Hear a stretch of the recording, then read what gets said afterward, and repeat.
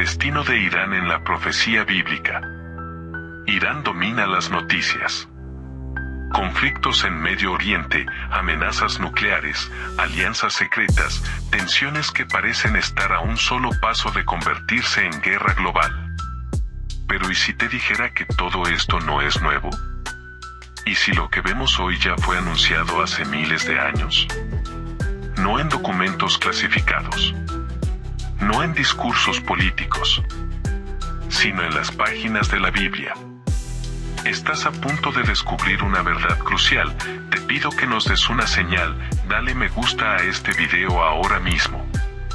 Es la mejor forma de decirnos que esta revelación te importa. Suscríbete al canal para no perderte ninguna de estas verdades que la mayoría ignora. La escritura no solo menciona a Irán. Le da un nombre, Persia. Y Persia no es una nota al pie. No es un actor secundario. Es una nación central en el relato profético de Dios. Desde el Génesis hasta el Apocalipsis, su presencia es constante, intencionada, cargada de implicancia espiritual. Lo sorprendente es que, mientras el mundo moderno trata a Irán como una amenaza geopolítica, la Biblia lo presenta como una herramienta directa en las manos del Creador. Una nación con un papel preestablecido, diseñado para intervenir en momentos críticos del plan divino para la humanidad. Para entenderlo, hay que ir al principio. Génesis capítulo 10, el capítulo que conocemos como la Tabla de las Naciones. Allí, en el versículo 22, se nos dice que uno de los hijos de Sem fue Elam. ¿Quién era Elam? El ancestro de los elamitas, un pueblo que habitó precisamente en la región que hoy conocemos como el suroeste de Irán. ¿Y qué importancia tiene eso? Toda. Porque este mismo Elam vuelve a aparecer en Génesis 14, no como una figura simbólica, sino como un poder militar real. El rey Chedorlaomer de Elam lidera una coalición de reyes que invaden Canaán, capturan a Lot y provocan que Abraham, sí, el mismo Abraham, tenga que reunir un ejército para rescatar a su familia. Desde los primeros capítulos de la Biblia, Elam, es decir, los ancestros directos de Irán, aparece en contacto con el pueblo escogido. No como espectador, sino como protagonista en el escenario de la historia sagrada. Persia no es un actor nuevo. Es un viejo conocido en la narrativa divina. Y esto es solo el comienzo. Con el tiempo, Elam da paso a los medos y persas, civilizaciones que comparten raíces y territorio. Y de esa unión nace el Imperio Persa, una superpotencia mundial que no solo aparece en los registros históricos, sino que tiene un papel activo en los planes de Dios: liberar al pueblo judío del exilio, financiar la reconstrucción del templo en Jerusalén y cumplir profecías pronunciadas siglos antes. Lo increíble es esto: mientras el mundo observa a Irán como enemigo de Israel, la Biblia lo retrata, en sus comienzos, como colaborador de la restauración divina. Y en los tiempos finales, como una de las naciones que cumplirá profecía escatológica, sea como instrumento de juicio o de restauración. O ambos. Persia, hoy Irán, no es simplemente una nación con historia. Es una nación con destino. Marcada desde el principio, llamada por nombre, tejida en el ADN profético de las Escrituras. No entender el papel de Irán en la Biblia es perder de vista uno de los movimientos más estratégicos del plan de Dios en la historia. Porque si algo deja claro la Escritura es esto: Dios no improvisa con las naciones. Las posiciona. Las llama. Las usa. Y Persia está en el centro de ese tablero. En un momento en que Jerusalén estaba destruida, el templo reducido a ruinas y el pueblo de Dios exiliado en Babilonia, Dios no usó a un profeta, ni a un sacerdote, ni a un rey judío para iniciar la restauración. Usó a un rey persa pagano. Su nombre fue Ciro el Grande, y su aparición en la historia no fue improvisada. lo más asombroso es que su rol no se limita a la historia secular. Está escrito con anticipación en la Biblia, con nombre propio, más de 150 años antes de su nacimiento. Isaías 44 horas y 28 minutos dice: Yo soy el que dice de Ciro, Él es mi pastor, y cumplirá todo lo que yo quiero. Al decir de Jerusalén, será reedificada, y del templo, serán puestos tus cimientos. Y en Isaías 45, 1, Dios no se detiene ahí: Así dice Jehová a su ungido, a Ciro, al cual tomé yo por su mano derecha. Detente un segundo, la palabra ungido en hebreo es Mesías. Ese título jamás se otorga a un extranjero en toda la escritura, excepto aquí. Ciro, rey de Persia, es llamado el ungido de Dios. ¿Cómo puede ser esto? ¿Por qué Dios le da ese título a un rey que no lo conoce, que no adora a Yahvé, que no forma parte del pacto? La respuesta es clara: porque Dios es soberano sobre toda la historia. Él levanta reyes, incluso si esos reyes no lo reconocen. Él usa a imperios paganos para ejecutar su voluntad eterna. En el año 539 a.C., Ciro conquista Babilonia sin una batalla sangrienta. Y lo primero que hace, cumpliendo palabra por palabra la profecía de Jeremías, es emitir un decreto. Un decreto registrado en Esdras 1, 2, 4. Así ha dicho Ciro, rey de Persia: Jehová, el Dios de los cielos, me ha dado todos los reinos de la tierra, y me ha mandado que le edifique casa en Jerusalén, que está en Judá. No solo permite el regreso del pueblo judío, les devuelve los utensilios sagrados del templo, les da recursos, les garantiza protección para el viaje, les financia la reconstrucción. Y todo esto, sin ser parte del pueblo de Dios. Ciro no conocía el pacto mosaico. No adoraba en el templo. No guardaba la ley. Pero fue elegido por Dios para cumplir un propósito profético: restaurar la oración, reiniciar la historia redentora, y marcar el fin del exilio anunciado por Jeremías 70 años antes. Esto nos confronta con una verdad desconcertante para cualquier sistema religioso cerrado: Dios puede usar a quien quiera, como quiera, cuando quiera. No está limitado a los que le oran. No depende de los que lo conocen. Porque su plan se cumple, con o sin nuestro permiso. Y así, Persia, una nación extranjera, se convierte en la tierra desde donde se emite una de las declaraciones más decisivas de la historia bíblica. El exilio termina. Jerusalén será reconstruida. El templo será restaurado. Todo, bajo la autoridad de un rey que ni siquiera tenía una Biblia. Pero Dios no se equivoca. Ciro fue ungido para una misión, y la cumplió con precisión profética. Persia, bajo su mando, pasó de ser un imperio pagano a un instrumento divino. Un canal de libertad, provisión y cumplimiento de promesas antiguas. Por eso, cuando hoy miramos a Irán, la heredera histórica de Persia, no podemos hacerlo solo con ojos geopolíticos. Tenemos que ver con ojos espirituales. Porque si Dios ya usó a esa nación para liberar y restaurar, nada impide que, en su soberanía, la vuelva a posicionar en el centro del escenario profético global. La historia de Ciro no es solo un episodio del pasado. Es una señal que incluso los tronos más lejanos están bajo la autoridad del Rey Eterno.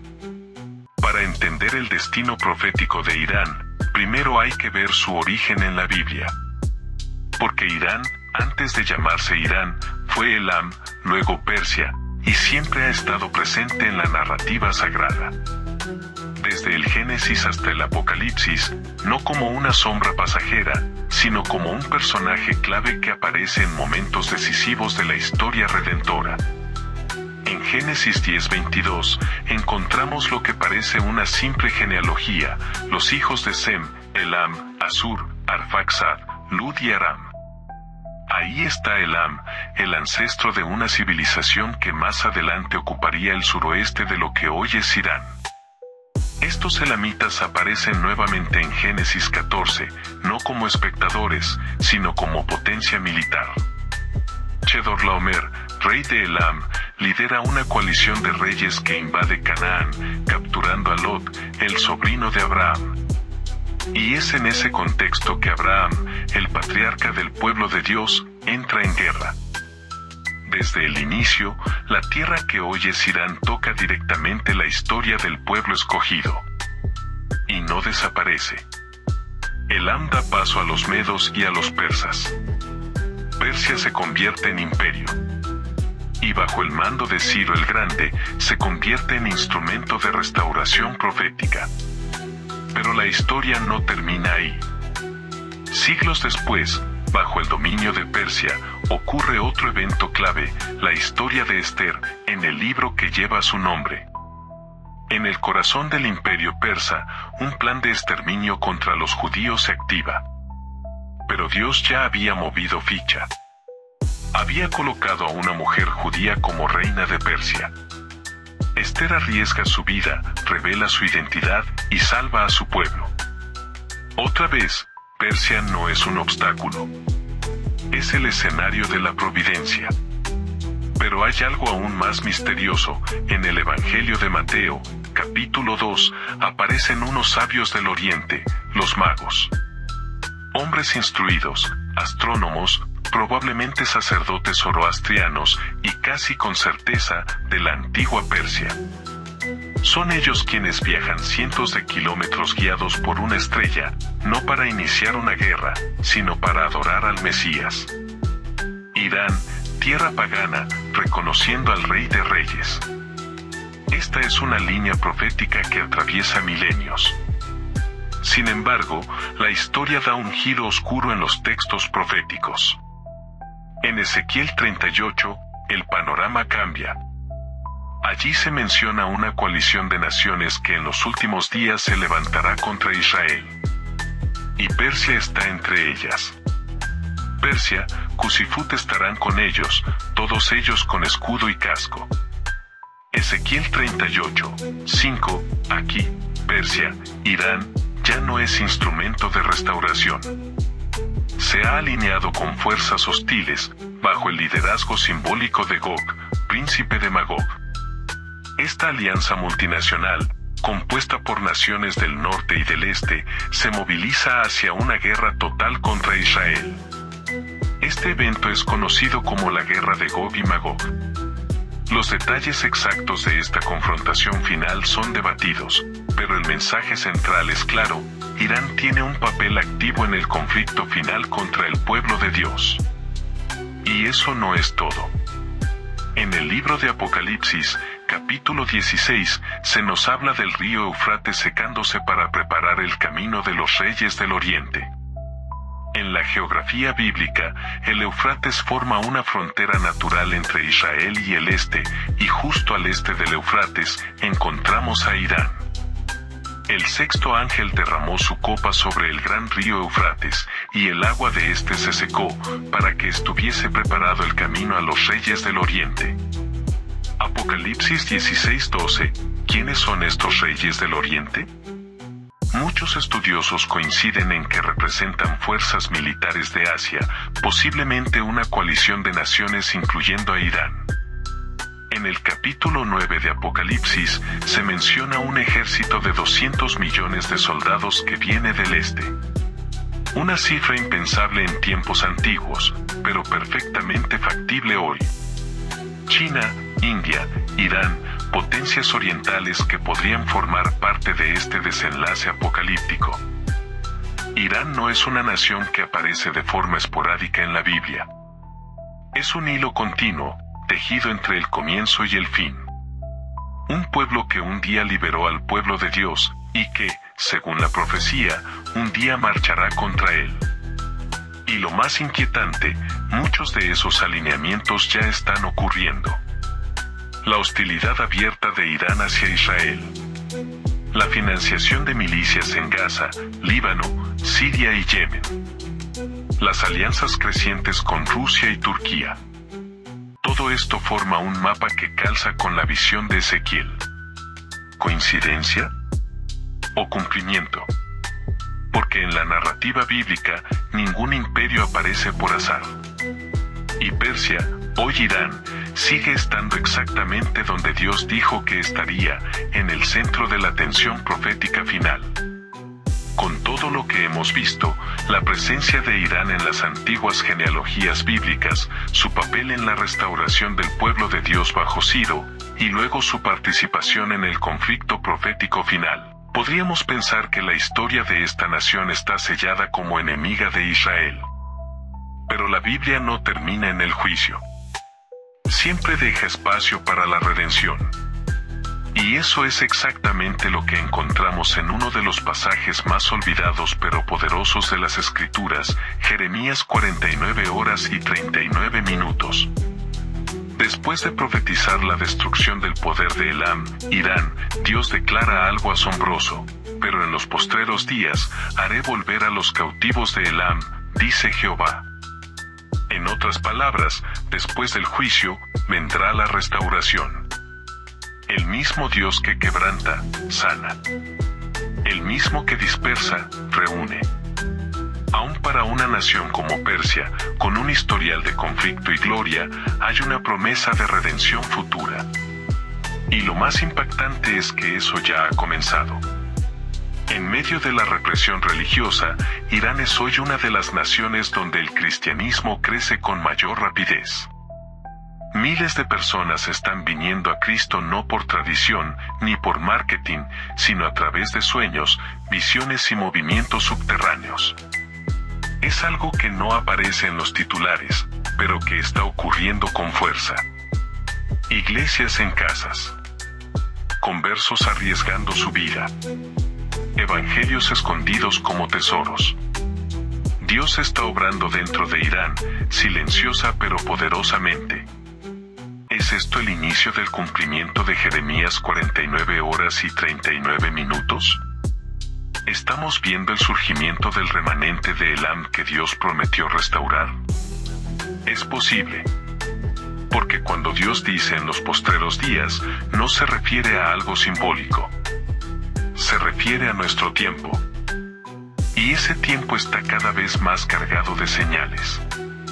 Las tensiones actuales entre Irán e Israel no son simples roces diplomáticos. Son ecos de antiguas profecías. Las alianzas militares, las amenazas de borrar a Israel del mapa, los movimientos geopolíticos que rodean a Jerusalén, todo esto encaja con lo que fue escrito hace miles de años. Hoy, vemos a Irán armando praxis en Líbano, Siria, Gaza y Yemen. Vemos cómo se acerca a Rusia y Turquía, naciones mencionadas en la coalición de Ezequiel. Vemos cómo se posiciona en el escenario internacional con ambiciones claras. Y si leemos con discernimiento, entendemos que no estamos viendo simples eventos modernos. Estamos presenciando la activación de un plan divino. Esto no es teoría. Es escritura. Irán, la antigua Persia, fue parte del plan en el principio, y será parte del desenlace. Pero aún dentro del juicio, hay redención. Aún dentro del conflicto, Dios está llamando corazones. Y eso, en sí mismo, es una de las señales más poderosas de nuestro tiempo. Cuando observamos la historia de Persia, desde los días de Elam en Génesis, pasando por Ciro en Isaías y Esdras, hasta las visiones apocalípticas de Ezequiel y Apocalipsis, una verdad emerge con absoluta claridad: Dios gobierna sobre la historia. Él no es un espectador pasivo. No es una fuerza lejana. Es el autor del guión. Cada rey levantado, cada imperio que cae, cada guerra, cada tratado, cada decreto, sucede dentro del marco de su voluntad suprema. El libro de Daniel 2:21 lo dice sin rodeos: Él muda los tiempos y las edades, quita reyes, y pone reyes. Cuando Ciro conquista Babilonia sin derramar sangre, no es casualidad. Cuando permite la reconstrucción del templo, no es por diplomacia. Cuando Persia entra en escena en las visiones del fin de los tiempos, no es por geopolítica, es porque Dios así lo ha determinado. Su mano invisible está detrás de cada movimiento visible. Y eso nos recuerda algo esencial: ningún imperio es eterno, ningún gobernante es absoluto, ninguna amenaza escapa a su control. Ni Babilonia, ni Persia, ni Grecia, ni Roma, ni las superpotencias actuales. Todos están, en última instancia, bajo el dominio del Rey de Reyes. Esto nos da una certeza en medio del caos. No importa cuán oscuro se vea el panorama, cuán tensa esté la situación global, o cuán irreversibles parezcan los conflictos, Dios sigue moviendo las piezas hacia su propósito eterno. Y si Persia, una nación lejana, pagana, impredecible, fue usada por Dios en múltiples momentos clave, entonces podemos tener la certeza de que también ahora, en nuestro tiempo, Dios está obrando detrás del telón. Y quizás eso sea lo más importante que debemos entender: la profecía no es para predecir el futuro, es para prepararnos. No se trata de adivinar fechas, sino de reconocer patrones, de despertar, de discernir la mano de Dios en medio del ruido del mundo. Porque al final, todo converge en una sola verdad: el Señor reina. Y su palabra no falla. Hemos desvelado hoy que Irán no es una simple pieza en el tablero geopolítico, sino un actor fundamental en el plan profético de Dios, un testimonio viviente de su soberanía inquebrantable. Si esta profunda verdad resonó en tu espíritu, si te dio una nueva perspectiva sobre lo que está sucediendo en el mundo y en la palabra de Dios, no te detengas aquí. Dale me gusta a este video si te abrió los ojos a algo nuevo y valioso. Cada like ayuda a que esta verdad llegue a más personas que necesitan entender la mano de Dios en la historia. Y si anhelas más revelaciones impactantes y estudios bíblicos directos que desafíen tus paradigmas, suscríbete a nuestro canal ahora mismo. No te querrás perder lo que viene. Activa la campanita para que la luz de estas verdades nunca deje de iluminar tu camino. Nos vemos en el próximo estudio.